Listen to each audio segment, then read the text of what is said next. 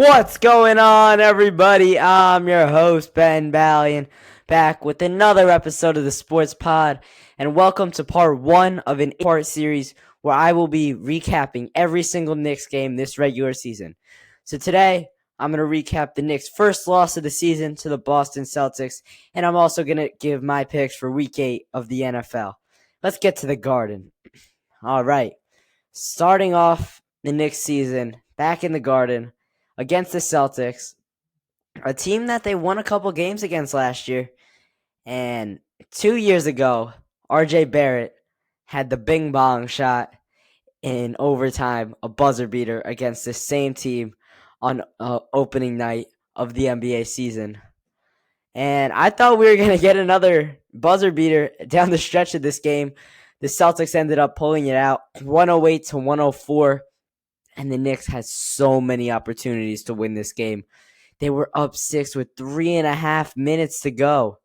And it wasn't like their offense just stopped. I mean, it did in a way, but the Celtics really outplayed them for most of the game even. It wasn't even like the Knicks dominated them the whole game, and then the Celtics just came back at the end and took the lead. In fact, it was pretty much the opposite. The Celtics were winning by 12 two separate times, and the Knicks came back to tie the first time, and then they took the lead the second time. And the Celtics prevailed and took the victory to move to 1-0. The Knicks moved to 0-1. And the Knicks definitely could have won this game. They missed so many free throws, especially Brunson and Randall. They did not have great games last night, and it's okay. Brunson played for Team USA, so you don't know how that has an effect on how his minutes are, how his legs are, and even if he's on a normal schedule that he would be during an offseason when he wasn't playing for the national team. In fact, the Knicks, they only shot 54% from the line in this game, which that is just flat out terrible. And we can't have that happen any more times this season. Free throw shooting was one of the Knicks' problems last year, along with three-point shooting. But it was another level of bad last night. And then another problem for them last night. Former Nick, Kristaps Porzingis, he went off last night. He had a Celtics record for a debut with 30 points. And going into the game, I thought Mitchell Robinson was a better player. And I don't know if it's just the situation that Porzingis is in right now, or if he's actually a better player than Robinson. But he absolutely outplayed Mitchell Robinson in last night's game. And I don't know if this is the best matchup for Mitchell Robinson, playing a versatile, athletic, big who can rebound and is taller than him. Robinson is 7 foot. Porzingis is 7'3", and Porzingis can shoot the rock from well beyond the arc. He hit the dagger last night, and it was at the front of the Madison Square Garden logo, past the right wing, and even close to the out of bounds sign. But the way he was making these threes is the thing I want to talk about the most. The pick and roll. And it's such a valuable play. Trading away Marcus Smart was a bad move for the Celtics, even though they did get Porzingis. And then going out and trading for Jrue Holiday corrected that move. Because Jrue Holiday is a leader, he's a facilitator, he's an all-NBA defender, and he'll go out and hustle for every single point. But it brings a fourth person to the mix in Boston, and 4 people that can score the ball and are real threats to any team is a lot. You see the Suns, they have Bradley Beal, Kevin Durant, and Devin Booker. The Lakers, they have LeBron, Austin Reeves, and AD. You see the Warriors, even still, Klay Thompson and Steph Curry. And none of those teams, you see the Bucks with Giannis and Dame. And the number of threats is no higher than 3. And what do the Celtics have? They have 4 people. So that's a big number of threats. And it was really Porzingis who stepped up last night. I mean, Tatum had 34 points and led all scorers, but he wasn't as dominant as I felt he has been in the past. Like Porzingis, every time he got a bucket, it was a tough bucket. And maybe that's why it seemed like he was the star of the game and not Tatum or Brown or Holiday. Trust me, Holiday was a big part of that win. Limiting Randall a lot, hustling for rebounds, getting the offense in motion. That's a huge part of winning basketball games. And Tatum, I already mentioned that he had the 34 points, but he had Grimes on him, who's a smaller defender. He took advantage of that matchup when he could, but the Knicks were sending a lot of double teams at him, which I thought was the smart thing to do. And he wasn't the player that he normally is. Like, he got a couple tough buckets, but I thought he would have had maybe 40, 45 points and started the season out with a bang. Jaylen Brown, he wasn't good at all. I don't even know if he took many shots.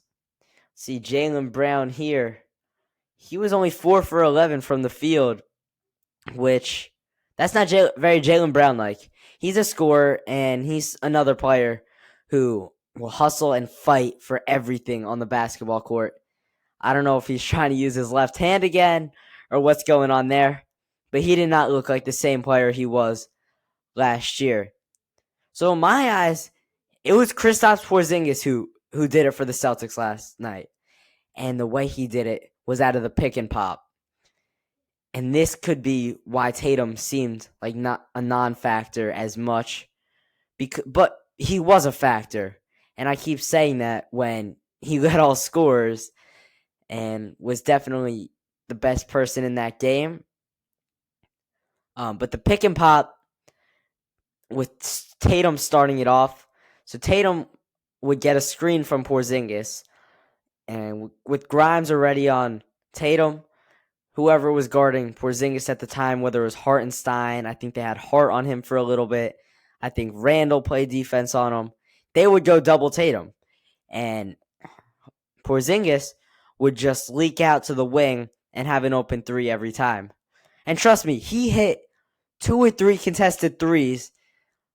So it wasn't like he was just feasting off those wide open looks. But he had most of his threes like that. And the Knicks need to fix that before their next matchup against the Hawks.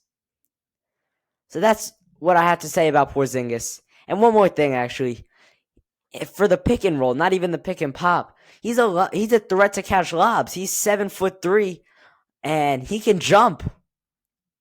And even if he doesn't catch the lobs, he'll be right there to clean up any misses.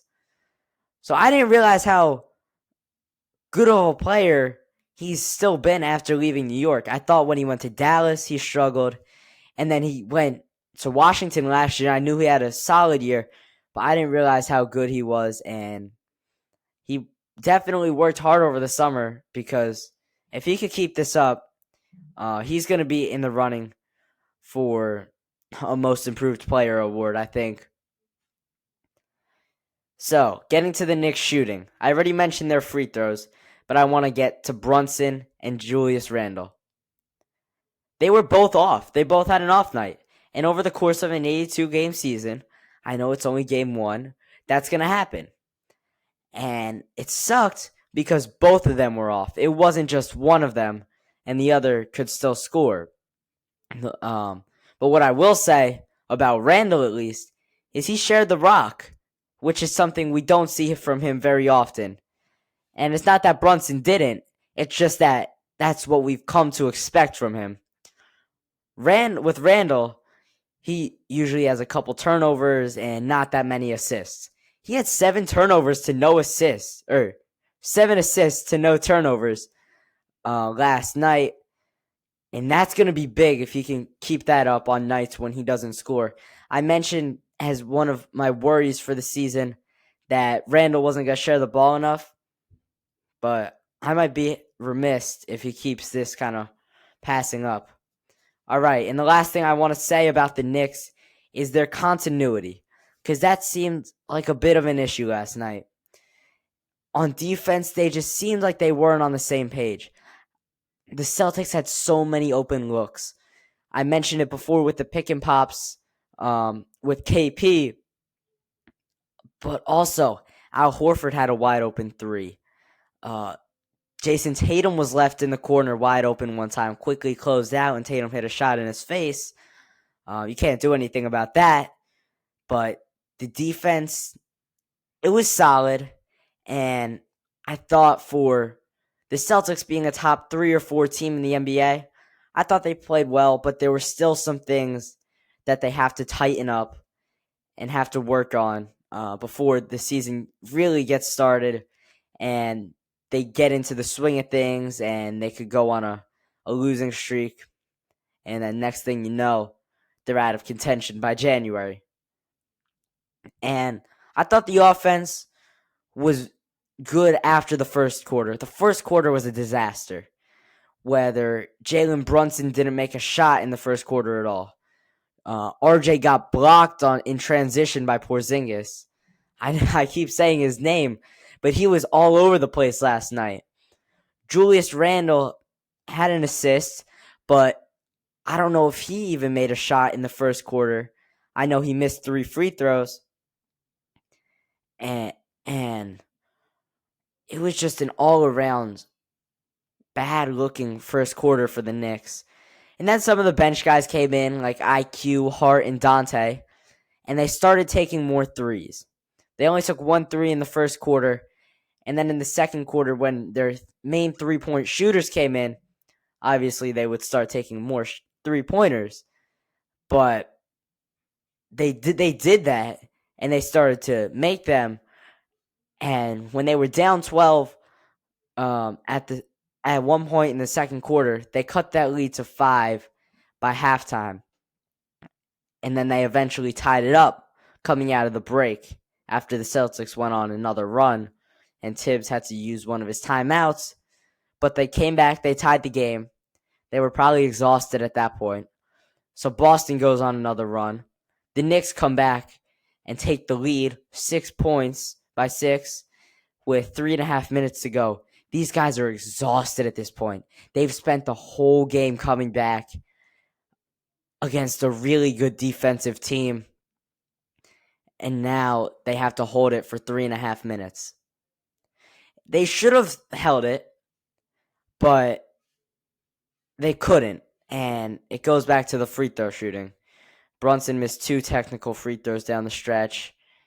And there were other instances where they just missed free throws. And then even Brunson took a step back 3, and Tatum landed in his Tatum was in Brunson's landing area, which is a flagrant foul. But they called a technical foul on Jalen Brunson because of the new flopping rules. So the Celtics got a free throw. They actually got 2 free throws because it's a penalty, and they were in the bonus at that point. And they knocked all 3 of them down. And that's a big momentum swing. But even before that, I was watching the game. Quickly makes a floater. He's going back on defense. The Celtics inbound it. He runs up kind of like a Jose Alvarado, but not even disguising it. He comes up, back taps, kicks it out to Grimes in the corner. Grimes and 1-3. I thought that was going to be the turning point of the game because they were still down at that point, and that got the Garden crowd rocking. The Garden was alive last night, as it always is, and the Knicks just couldn't deliver. Next game coming up for the Knicks is against the Hawks, a team that I think they should beat. And the biggest thing is shooting more threes. I already mentioned that they didn't shoot enough in this past game, and I think Tibbs will identify that, although he's not a big three-point coach, or I think some coach will identify that, tell the Knicks to shoot more, and I can't see Randall passing up the opportunity to shoot more threes. All right, let's get to my NFL picks for Week 8. Starting it off on Thursday Night Football, you got the Buccaneers and the Buffalo Bills. I'm taking the Bills in this one. They need a win after losing to a bad Patriots team, and I think they're going to get that at home against the Buccaneers squad. That's not a good team, but they might even be worse than the Patriots. The Jets and the Giants, the MetLife rivalry. I'm going to take the Jets in this one, unfortunately. I'm a Giant fan. I want the Giants to win. I just don't think they could do it with Tyrod Taylor, especially since the Jets defense has been able to slow down the likes of Jalen Hurts. And that Jet defense is really good. And the Giant offense has not been able to produce much this season. So I can't really see them winning based only if they only can score field goals. Unfortunately, the Jets are going to take this one, I think, and the Giants will have to wait 4 years for another shot at that team. Patriots and the Dolphins. Patriots coming off a win against the Bills, and the Dolphins coming off a loss to the Eagles on Sunday Night Football. I got to take the Dolphins here. I think the Patriots are riding high on that win. I don't know how focused they're going to be, and I know the Dolphins are going to be really focused coming after a loss. Even without A-Chain, Mostert is still a really good running back, and he'll be able to pick up the slack. Tyreek Hill, Tua Tagovailoa, they'll be able to beat Mac Jones and the Patriots. Jaguars and the Steelers. I'm going to take the Jaguars here. You got the Jaguars. They haven't lost since coming back from London. And I just can't see them losing this game against the Steelers. Kenny Pickett and George Pickens are going to be no match for Trevor Lawrence and that offense. You got Falcons and the Titans coming up also on Sunday. Give me the Falcons here. Kyle Pitts has finally had a big game. They don't utilize him the right way, and that's a pretty known fact. But he did have a big game, paired with Bijan Robinson. I think that offense is young, and they're on the rise. I don't trust Desmond Ridder. Came out of Cincinnati, led them to a playoff appearance. I just don't trust him as an NFL quarterback. I don't think he's a great NFL quarterback. He's a really good college quarterback. I just don't think he's good enough for this next level of talent. Texans and the Panthers, top 2 overall picks squaring off in Bryce Young and CJ Stroud. I'm going to take the Texans here. They've been the better team. CJ Stroud has been the better quarterback. And it looks like the Panthers have made a bad decision by drafting Bryce Young. I still think he's going to be a good quarterback. Maybe like Kyler Murray, shorter, can move around in the pocket, and can throw the ball when he needs to. But CJ Stroud, he's big. He can move around also, and he's got a big arm. Give me the Texans. Got the Rams and the Cowboys. Give me the Cowboys here. They're coming off a bye week. And the last time they played was Monday Night Football against the Chargers. The Chargers tried to lose that game. Justin Herbert threw a pick and almost threw 2 picks, I think. Had a bad game. But Cowboys, they lost that game to the Niners, and I think that was a wake-up call. Not even a wake-up call, just telling them that they're not in that league. But the Rams are not either, and they're even in a league below. Give me the Cowboys. Vikings and the Packers. Give me the Vikings here. Jordan Addison and Kirk Cousins looked like an elite duo against the Niners. A really good defense, I will say, also. And I think they could continue that against a pretty bad Green Bay defense. Give me the Vikings here. You got Saints and the Colts. I don't think anybody is going to lose to a Gardner Minshew-led Colts team, especially a team with Derek Carr, a really good quarterback, and Chris Olave, a very talented wide receiver. I got the Saints taking this one. Eagles and the Commanders. Give me the Eagles. Arguably the best team in the league. I think they are. Unfortunate again because they are division rival of my New York Giants. But with DeAndre Swift, AJ Brown, they're just an incredibly good team. Excuse me. And I don't think this Commanders defense that lost to the Giants is going to be able to stop them. So I think they take the win and they improve to 7-1. Browns and the Seahawks. Give me the Seahawks here. Oh my God. The Seahawks they're a good team led by Geno Smith with Kenneth Walker.